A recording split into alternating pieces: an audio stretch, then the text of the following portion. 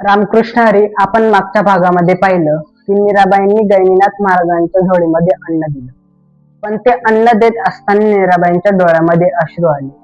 मीराबाईंची अवस्था बघून गैनीनाथ महाराजांनी त्यांचं दुःख समजलं. गैनीनाथ महाराज मीराबाईंना म्हणाले, माऊली, पोटी संतांनाही म्हणून या अक्षतांच्या प्रसादाला सांडू नका.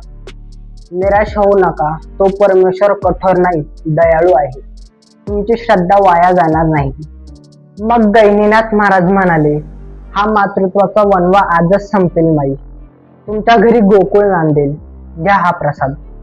मीराबाईंना भाऊ आनंद झाला. तो प्रसाद घेऊन मीराबाईंनी गैनीनाथ महाराजांना नमस्कार केला.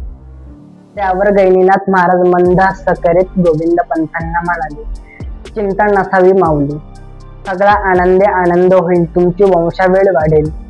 कुळाचा उद्धार होईल. सुखी राहा आणि मन प्रसन्न ठेवा.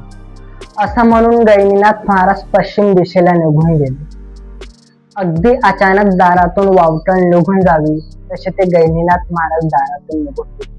मीराबाई आणि गोविंद पंथ मात्र हरवल्या नजरेने कितीतरी वेळ पश्चिम दिशेला पाहत राहिले.